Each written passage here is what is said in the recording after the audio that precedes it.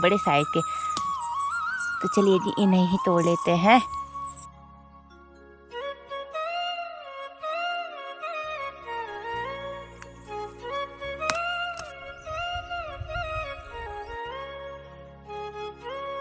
और इन मिर्च के पौधों में छोटी छोटी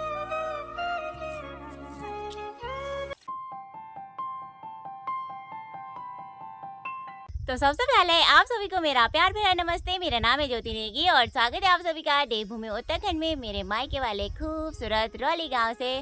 सुबह का टाइम है। आज के मेरे इस नए ब्लॉग की शुरुआत भी सुबह के 9:35 से हो रही है। आज मौसम सुबह से ही गड़बड़ सा हो रखा है। इसी के साथ मेरे गांव रौली और बिंदेश्वर घाटी के नज़ारे अभी के टाइम पे कुछ ऐसे हैं। आसमान में आज सुबह से ही काले घने बादल चारों ओर लगे हुए हैं, इसीलिए गांव में धूप की गुनगुनी किरणें निकली हुई है। साथ में बिंदेश्वर घाटी में भी।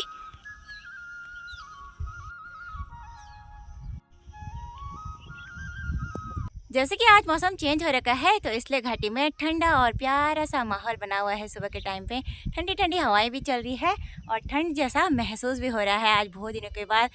नहीं तो इतनी ज़्यादा गर्मियाँ पड़ रही थी ना कि क्या ही बोले।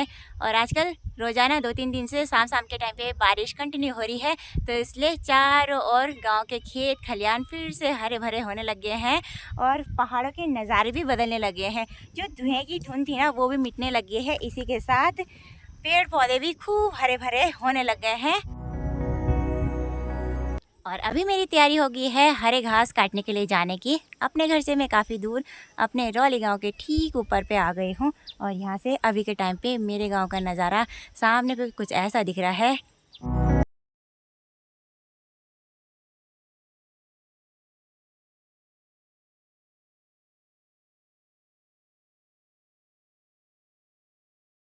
खूब चहल पहल वारा हो रखा है। गांव में सभी लोग ना अपने अपने कामों में व्यस्त हो रखे हैं।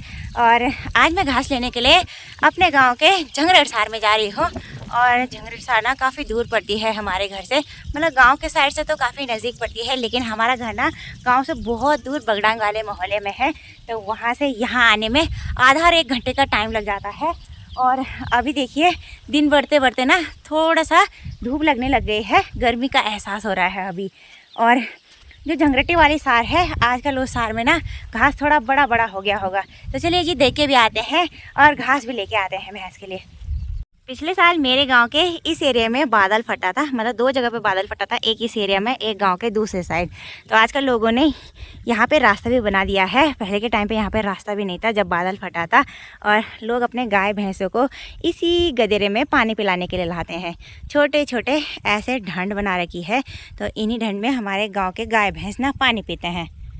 यहाँ नीचे पूरा रास्ता बन गया है, गाँव वालों ने बना दिया है वही रास्ता भी। अब तो अभी आ गई हूँ मैं अपने गांव की झंगरटे वाली सार में। मेरे ठीक पीछे इस जगह का नाम है डांग। और यहाँ पे ना जितने भी ये सीढ़ीनुमा खेत आपको दिखाई दे रहे होंगे ऊपर से लेकर वहाँ नीचे तक जहाँ तक हरियाली हरियाली है, तो इन पूरे सीढ़ीनुमा खेतों में ना झंगोरे की फसल बोई गई है। खेतों में आजकल हरियाली तो हो ही रखी है, इसी के साथ गर्मी पड़ने की वजह से जो ये झंगोरा है वो नीचे की साइड सूख कर पीला पीला पड़ गया है। बारिश इस साल कम हो रही है तो इसलिए झंगोरे की फसल कुछ खास नहीं हो रखी है। जिन खेतों में थोड़ी बहुत नमी होगी उन खेतों में झंगोरा ऊपर साइड अच्छा दिखाई दे रहा है, बाकी नीचे नीचे की तरफ बिल्कुल ऐसा सूख सा गया है। और यहाँ जो ऊपर रास्ते वाले खेत है इन खेतों में देखिए झंगोरा कुछ ऐसा हो रखा है सूख के, मतलब भस्म होने की कगार पे आ गया। इतनी ज़्यादा गर्मी पड़ रही है इस साल।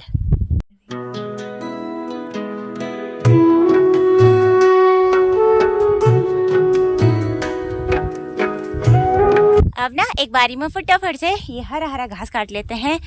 ये जो मंडवे के खेत हैं इन्हीं खेतों के यहाँ ऊपर साइड ये हरी भरी बड़ी बड़ी घास हो रखी है। इसी घास को मैं काटने वाली हूँ। घर से मैंने घास काटने के लिए ये दराती ला रखी है। ये पतली सी दराती है और इस दराती से ना घास अच्छे से पकड़ में आता है, इसलिए ऐसी छोटी छोटी घास काटने के लिए हम लोग ऐसी पतली दराती लाते हैं। बाकी घास रखने के लिए मैंने घर से ये रिंगाल से बना हुआ बर्तन, जिसे हमारी गढ़वाली लैंग्वेज में घीड़ बोलते हैं, और हम लोग ना छोटी छोटी घास ऐसे ही घीड़े कंडे में काट के ले जाते हैं। और ये घीड़ा ना बहुत सारे कामों में प्रयोग आता है, जैसे गोबर डालने के काम। हमारे यहाँ जब शादी विवाह होती है तो रोटियां रखने के काम भी यही घीड़ा आते हैं, मतलब नए वाले, जिसमें हम लोग गोबर फेंकते हैं, उसका इस्तेमाल तो नहीं करते रोटियां रखने में। साथ में छोटे बड़े सामान रखने में भी इन्हीं घीड़ों का इस्तेमाल हम लोग किया करते हैं अपने घर गाँव में। और हमारे जो ये डांग वाले खेत है ना, इन खेतों में हमने मंडवा बो रखा है। एक ये वाला खेत है हमारा, एक नीचे वाला है और दो सामने वाले हैं। इस जगह का नाम डांग इसलिए पड़ा क्योंकि यहाँ पे खूब सारे बड़े बड़े पत्थर हैं। और इस जगह पे ना पहले सभी लोगों के इस वाले एरिया से लेकर वहाँ ऊपर डोबरे तक ना धान की फसल लगाई रहती थी। और अब ना धीरे धीरे करके सभी लोगों ने इस साइड ना धान लगाना छोड़ दिया है। वो इसलिए क्योंकि इस जगह पे पानी की बहुत ज़्यादा समस्या हो गई थी। जब लोगों की धान की फसल, मतलब धान की रुपाई का काम चलता था ना, तो पानी पूरा नहीं हो पाता था सभी लोगों के लिए। धीरे धीरे करके यहाँ पर सभी लोगों ने अब धान लगाना छोड़ दिया है। और हमारे गाँव में ना कहीं कहीं जगह ऐसी है जहाँ पर धान की रुपाई होती है और कहीं नहीं। तो चलिए जी, अब क्या ही कर सकते हैं। धीरे धीरे करके अब पहाड़ों में भी ना पानी की समस्या होने लगी है। पहले का एक टाइम था जब पहाड़ों में थोड़ी सी भी समस्या नहीं होती थी पानी की, सभी लोगों के लिए भरपूर पानी होता था। लेकिन अब क्या करें, धीरे धीरे करके क्लाइमेट भी चेंज होने लग गया है। पहाड़ों में ना लोग अब पेड़ों को इतना ज़्यादा काटने लग गए हैं, जिस वजह से ऐसा भी हो रहा है। साथ साथ में गर्मियाँ इतनी बढ़ रही है कि क्या ही बोले, जिसका कोई जवाब नहीं। तो अब मैं फटाफट से घास काट लेती हूँ। और टाइम भी अब 10 बजने वाले हैं और मुझे बहुत ज़्यादा टाइम हो गया यहाँ आते आते।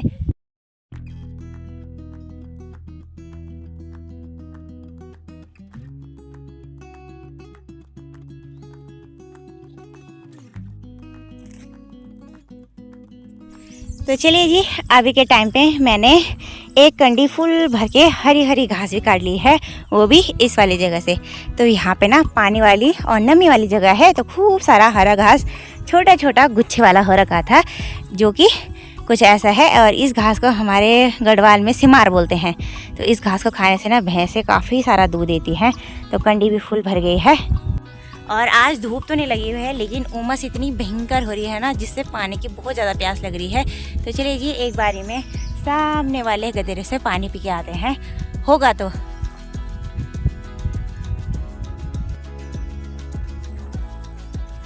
तो पहले के टाइम पे ये खेत भी हमारे ही हुआ करते थे, लेकिन अब इन खेतों का पिछले साल से बंटवारा हो गया है, क्योंकि अब मेरे ताऊ जी लोग भी घर आ गए हैं। पहले वो लोग दिल्ली रहा करते थे, तो इसलिए इन खेतों को भी हम ही करते थे उनके। और ताऊ जी लोगों ने इन खेतों में झंगोरा बो रखा है। और इन खेतों में ना नमी काफ़ी ज़्यादा है, इसलिए झंगोरा भी काफ़ी बड़ा बड़ा हो रखा है। बाकी ये सामने छोटे छोटे 2 खेत हैं। इन खेतों में ना ताई जी लोगों ने मिर्च के पौधे लगा रखी हैं। और इन मिर्च के पौधों में छोटी छोटी हरी मिर्च भी लगी हुई है। साथ साथ में खूब सारी फ्लावरिंग भी हो रखी है। मतलब यहाँ पे ना सामने गदेरे से पानी आता है, तो इसलिए ये मिर्च खूब हरे भरे हो रखे हैं। और साथ साथ में इनमें मिर्च के खूब सारी लगने लगे हैं। ये देखिए, अभी तो छोटी छोटी लग रही है और कुछ टाइम बाद खूब सारी मिर्चें यहाँ पर होने वाली है इन पे। तो इस वाली जगह पे पानी अपने आप निकल रहा है। यहाँ देखिए, यहाँ अंदर से। तो यहाँ पे खूब सारी हरी हरी घास भी हो रखी है। और यहाँ ना नीचे के साइड खूब सारे पहाड़ी स्पेशल सब्जी लिंगड़े भी रहते हैं। तो पहले पानी पी लेते हैं एक बार, और फिर ढूंढते हैं लिंगड़े वाली सब्जी अगर मिलती है तो।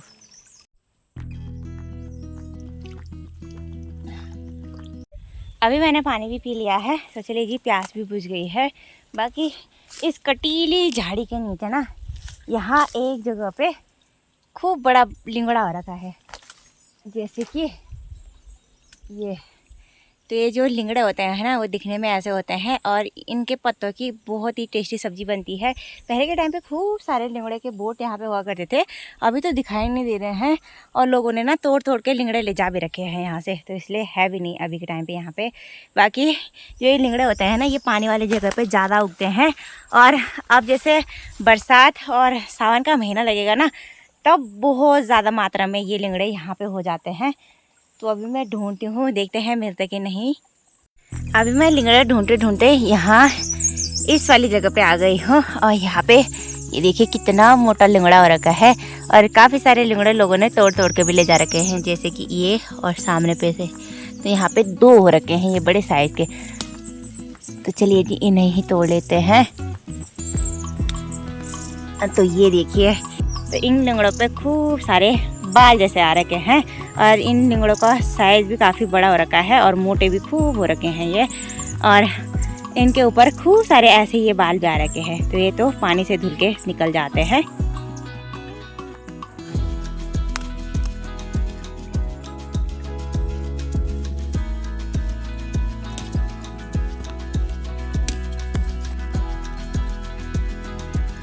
अभी मैं लिंगड़े ढूंढते ढूंढते काफ़ी ऊपर डोबरे तक चली गई थी, लेकिन इस साल लिंगड़े कुछ ज़्यादा नहीं हो गया है। थोड़े से लिंगड़े मुझे मिले, वो भी इतने। तो ये लिंगड़े काफ़ी मोटे मोटे हैं और इन लिंगड़ों को मैं आलू के साथ इनकी मिक्स सब्जी बनाऊंगी। और अभी धूप बहुत तेज़ हो गई है दिन बढ़ने के साथ साथ। तो चलिए जी आप चलते हैं घर। और कुछ लिंगड़े ना मैंने अपने सूट के यहाँ पे बांध के रखे हैं। ये ना काफ़ी छोटे हैं तो इसलिए मैंने इनको यहाँ पे डाल रखा है। तो चलिए जी अब अपनी घास की कंडी उठाते हैं। और बहुत तेज़ धूप लगने लग गई है। आज इतना उमस भरा मौसम हो रखा है ना दिन के टाइम पे। और माँ भी बोल रही होगी 2-3 घंटे से आई नहीं अभी तक घर तक। मुझे बहुत लेट हो गया है यहाँ पे लिंगड़े ढूंढने की वजह से।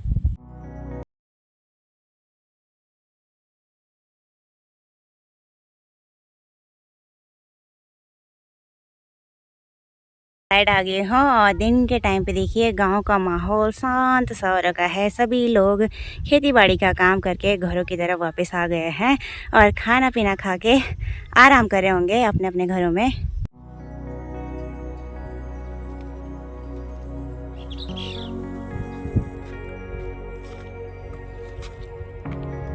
अभी दिन के लगभग करेक्ट 12 बज चुके हैं और मैं घास लेके अपने घर पे पहुंच गई हूँ।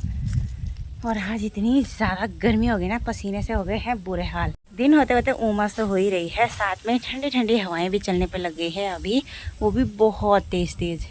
अभी घर के सभी मेंबर्स ने दिन का लंच कर लिया है और मैं ही लंच करने के लिए रह गई हूँ। माँ ने थोड़ी देर पहले फ़ोन भी किया था मुझे कि लंच करने के लिए जल्दी घर आ जा, लेकिन मुझे घर आने में बड़ी लेट हो गई क्योंकि मैं वहाँ जंगल में लिंगड़े ढूंढते रही। तो चलिए जी एक बारी में फटाफट से हम ना लंच कर लेते हैं। डिनर की याद आ रही है। दिन का टेस्टी सा लंच करने के बाद मैंने आयांश को भी नहला दिया है। साथ में कपड़े थे उसके भी और मेरे भी कपड़ों को भी धो दिया है। और अभी देखिए मौसम इतना ज़्यादा ख़राब हो गया है ना कि बारिश आने के लिए हो रखा है। और आज इतनी ज़्यादा थक लगी है तो अब मैं ना थोड़ा सा 1-आधा घंटा आराम कर लेती हूँ और आपको ठीक है शाम के टाइम पे मिलती हूँ।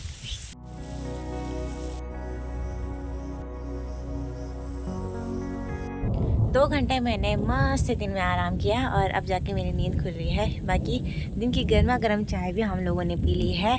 अभी मैं अपने घर की छत पे आ गई हूँ और जैसे ही बाहर निकले ना, जिस पल का इंतज़ार हमें बहुत टाइम से था, फाइनली वो पल भी आ गया है। मतलब आज पहाड़ों में अभी के टाइम पे ज़ोरों से बारिश हो रही है और सामने बिंदेश्वर की घाटी से देखिए कोहरा भी ऊपर पहाड़ों की तरफ उठ रहा है और झमाझम अभी के टाइम पे बारिश होने पे लगी है।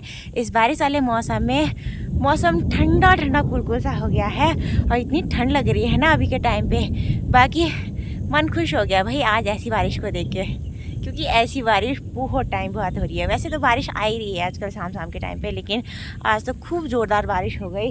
और अभी के टाइम पे बादल इतने ज़ोर ज़ोर से गरज रहे हैं ना, यहाँ सामने मेरे पीछे दीवा के साइड से, क्योंकि दीवा के जंगलों में घना घोर कोहरा ऊपर की ओर चलता जा रहा है। ये देखिए सामने पे। बाकी थैलीसैंड वाली घाटी भी आज नहीं दिखाई दे रही। इसी के साथ ऊपर के ये जो पहाड़ी है यहाँ पे देवा माता का मंदिर है, उस साइड भी बहुत तेज़ बारिश हो रही है। बारिश होने के बाद मिट्टी गीली गीली सी हो गई है। मिट्टी की बड़ी प्यारी खुशबू चल रही है अभी के टाइम पे। और जब ऐसी बारिश बहुत टाइम बाद लगती है ना, मतलब ज़ोरदार वाली बारिश, तो खेत खलियान काफ़ी हरे भरे से थोड़े ही टाइम बाद होने लग जाते हैं।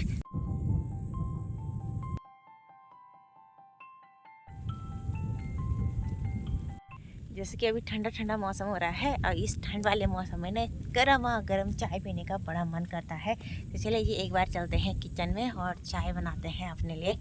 बाकी मम्मी पापा जी और ने तो कई बार पी ली होगी उस टाइम से चाय, और मैं अभी तक सोई रही।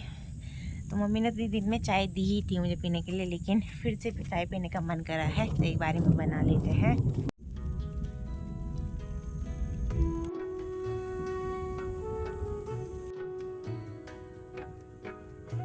तो अभी मैंने अपने लिए चाय भी गर्म कर दी है। चाय का गिलास लेकर मैं फिर से आ गई हूँ छत पे।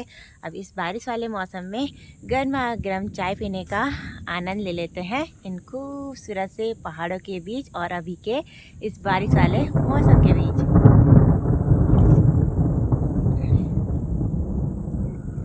अभी बारिश बंद हो चुकी है और बारिश बंद होने के बाद नदी से देखिए कोहरा इतनी तेज़ी से ऊपर की ओर बढ़ रहा है ना। इस कोहरे की धुंध में देखिए आसपास का जो व्यू है कुछ भी नहीं दिखाई दे रहा है।